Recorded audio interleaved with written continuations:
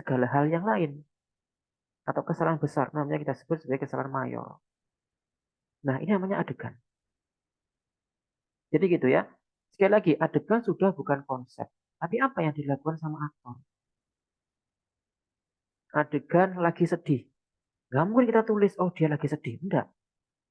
Atau misalkan adegannya tokoh itu mengatakan, aduh aku lagi sedih. Nah, juga nonsen banget, kurang kreatif gitu. Saya kalau bikin adegan bagaimana menunjukkan ke penonton bahwa si orang ini lagi sedih. Itu yang kita sebut dengan adegan. Oke, itu koreksi yang pertama. Kemudian yang kedua adalah tokoh.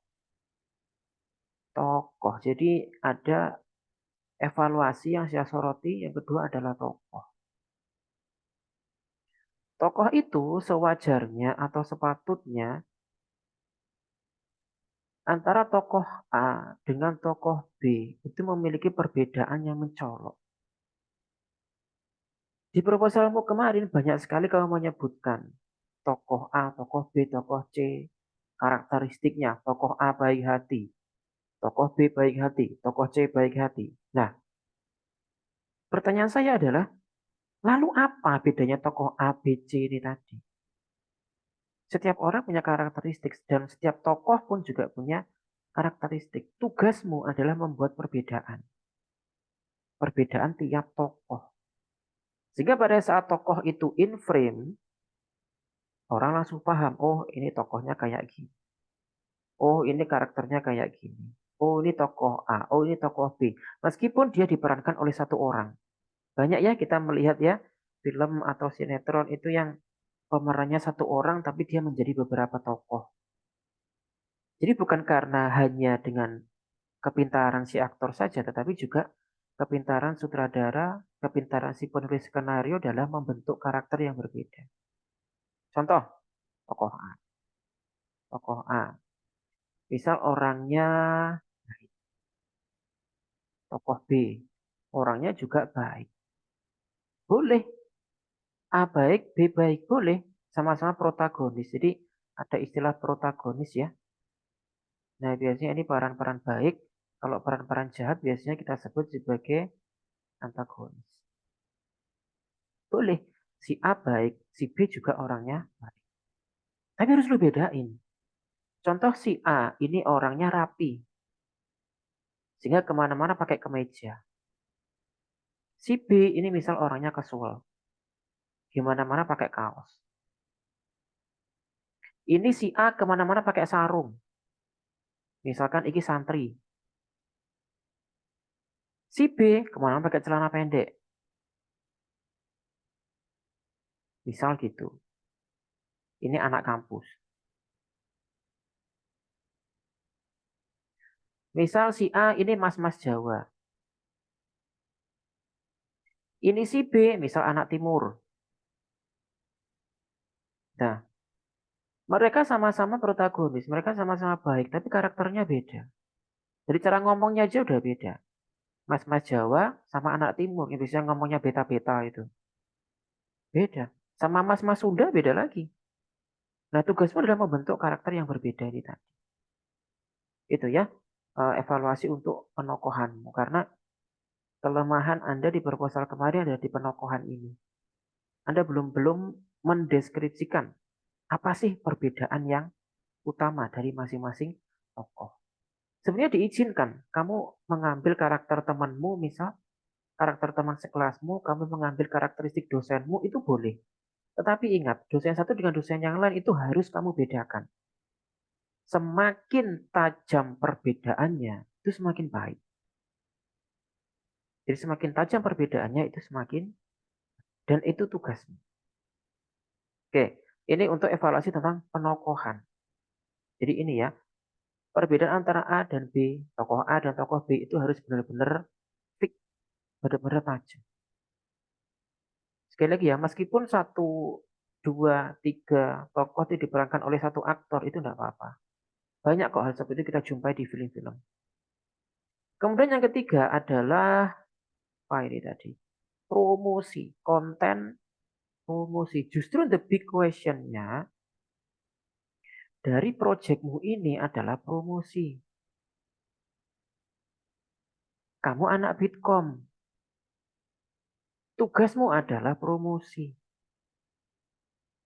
Misal nih, misal tugas membuat video ini saya bekalkan ke anak-anak FTV. Makanya saya tanyakan ke mereka adalah gimana sinematografimu, bagaimana videografimu, bagaimana penokohanmu. Nah, itu untuk anak-anak FTV. Sedangkan untuk anak-anak Bitkom, it's okay lah, misal penokohannya masih kurang kayak tadi barusan kita ulas. Anak-anak Bitkom mungkin videografinya masih kacau. Sinematografinya nggak karu-karuan. It's okay, itu termaafkan.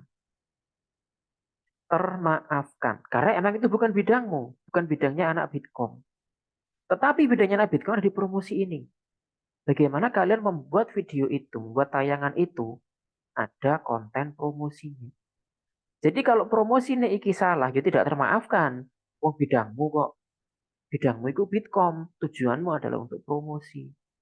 Jadi kalau kita ilustrasikan, misalkan dalam satu kotak utuh ini, satu kotak ini semesta, misal ini adalah videomu. Di dalam video ini ada beberapa konten, misal sini teknis,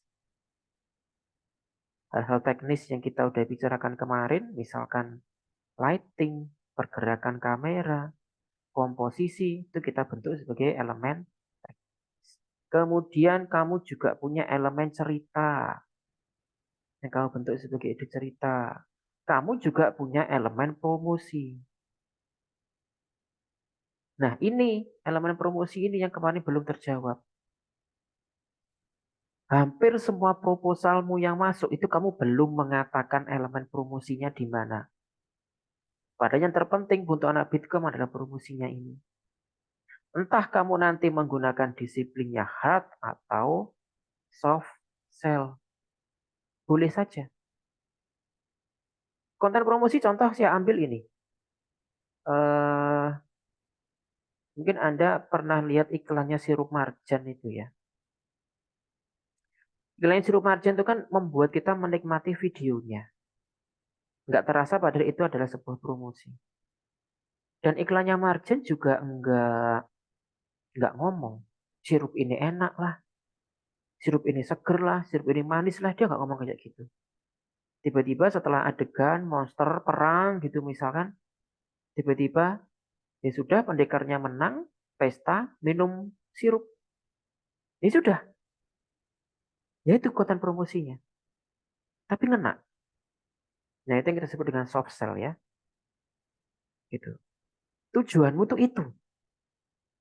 Tujuan dibentuk project ini adalah kamu bisa membuat sales seperti itu. Karena secara gini, lo sadari atau enggak, SEO kamu udah menguasai.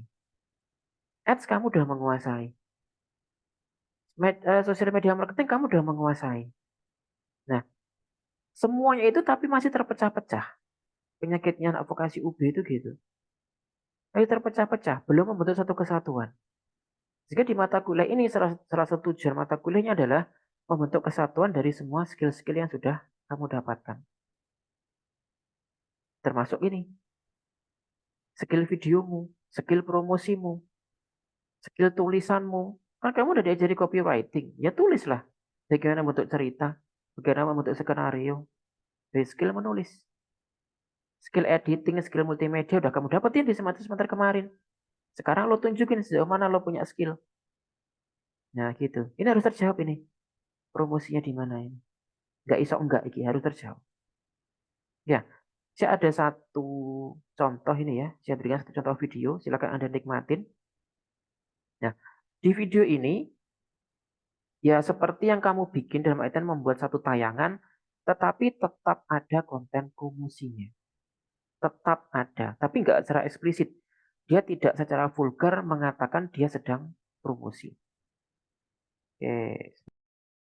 Nah, itu ya contohnya satu tayangan yang kayaknya nggak ngapa-ngapain atau kayaknya dia menyajikan drama tapi ujung-ujungnya tetap dia promosi. Tapi yang contoh yang tadi yang barusan saya play Mr. DIY itu tadi atau DIY itu kebetulan dia hanya memaparkan bannernya di bagian akhir video. Selain tadi contoh-contohnya ada banyak bahkan seringkali juga kita jumpain ya. Tayangan-tayangan kayak gitu, tapi alat-alat yang dipakai lah, misal perabot rumah tangganya lah, itu disut dengan vulgar, mereknya. Dulu pernah ada iklan Toyota, saya lupa itu Toyota Altis atau apa itu. Ya kayak cerita rumah tangga gitu. Tapi tiap kali ngesut mobil, selalu ditampakkan mereknya dengan sangat jelas. Jadi dia nggak ngomong nih gue jualan Altis misalkan. Nggak langsung ngomong kayak gitu, tapi di setiap adegannya dia menyertakan sponsornya. Atau di tiap adegan dia punya promosinya. Nah, itulah jawabannya harus Anda jawab nanti. Promosinya bagaimana? Kamu mengkreasikan promosinya itu nanti bagaimana? Atau kayak iklannya Coca-Cola dulu pernah juga. Sok-sokan aja dia bikin acara bersih-bersih pantai. Tapi kaosnya pakai Coca-Cola, truknya tulisan Coca-Cola, ada tenda tulisan Coca-Cola, bahkan sapunya pun ada capnya Coca-Cola. Ya dia nggak ngomong, saya jualan Coca-Cola, dia nggak ngomong gitu. Tapi dari tiap adegan itu kan mata kita terlatih dan terbiasa dengan merek itu. Itu loh tugasnya anak Bitkom di situ ya. Jadi jangan terjebak dan jangan menghabiskan energi Anda untuk bergonta-ganti cerita. Tidak perlu Anda memoles cerita itu menjadi sangat baik. Karena cerita yang baik menurut Anda belum tentu bagi saya itu baik. Belum tentu bagi teman Anda itu baik. Karena itu sangat relatif. Jadi sekali lagi jangan habiskan fokus Anda, jangan habiskan energi dan tenaga Anda untuk satu hal itu, memoles cerita. Karena dari proposal kemarin, kebanyakan dari Anda, 90% lebih, Anda sibuk memoles cerita. Bukan itu tujuannya ya. Tujuannya adalah untuk promosi. Nah, juga menjawab dari itu teman-teman, sehingga saya persilahkan kepada Anda sekarang. Anda berganti cerita, boleh. Anda berganti konsep, boleh. Anda berganti kelompok juga boleh. Sekarang Anda 5-6 orang per kelompok. Misalkan kelompokmu ada yang toksik, atau kamu nggak nyaman di kelompok itu, kamu keluar boleh. Kamu bentuk kelompok sendiri dengan 2 orang, 3 orang boleh, asal kalian mampu. Tapi jangan sendiri. Kalau misalkan nanti ada satu orang yang mengumpulkan sendiri, tentu akan saya tolak. Absolutely saya tolak. Karena nggak mungkin hal kayak gini dikerjakan seorang diri. Kalau 2 orang masih masuk akal, 3 orang masih masuk akal. Jika ini saya berikan ke Anda lagi, saya kembalikan ke Anda lagi. Ya, saya memberikan kebebasan seperti itu. Mengubah cerita boleh, merubah konsep boleh, merubah kelompok pun juga boleh. Tapi minggu depan saya minta fixnya ya. Yang mau kamu fixkan itu yang mana di minggu depan. Sehingga setelah minggu depan Anda sudah memulai aktivitas untuk pengambilan gambar. Jadi insya Allah minggu depan kita brief materi terakhir yaitu penulisan skenario. Setelah itu baru Anda take di lokasi. Atau mulai untuk pengambilan gambar. Jadi saat pengambilan gambar itu di lapangan ya. Jadi saya rasa ada baiknya Anda memilih kelompok yang memang benar-benar welcome pada Anda. Kalau emang orang-orang di kelompok sekarang toksik, Anda nggak nyaman, ya udah, silakan keluar bikin kelompok sendiri. Itu jauh lebih baik untuk kesehatan mental Anda daripada Anda memaksakan diri berada di kelompok yang tidak mendukung Anda. Ada pertanyaan sampai sini? Saya persilahkan. Izin tanya, Pak. Hmm? Tadi kan ada promosi ya, Pak. Itu yang apa yang dipromosiin itu bebas atau ada kriteria tertentu, Pak? Kalau kalian punya sponsor, nah pakailah sponsor kalian ya. Misalkan ada apa yang mendanai kalian, kalian punya sponsor pabrik apa, warung apa, atau produk apa yang mendanai filmmu ini, silakan kalian promosikan.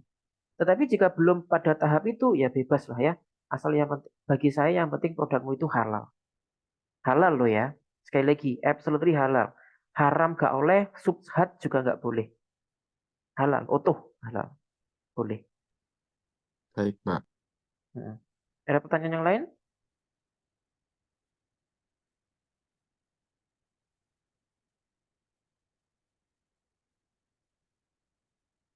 Wes, sampun?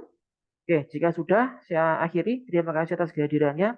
Nanti di GCR silakan cek ya. Sewaktu-waktu saya posting di GCR tentang tugas apa yang perlu Anda kerjakan dan perlu kita briefingkan di pertemuan minggu depan. Pertemuan minggu depan kita masih online karena saya masih ada jadwal di kampus ini. Saya baru ke Malang itu setelah tanggal 22. Jadi selepas tanggal 22 kita baru pertemuan di kelas. Baik itu ya teman-teman ya. Sekali lagi terima kasih kehadirannya. Lebih kurangnya mohon maaf dan saya undur diri. Wassalamualaikum warahmatullahi wabarakatuh. Waalaikumsalam. Waalaikumsalam. Terima kasih, Pak. Waalaikumsalam. Pak, saya belum absen, Pak.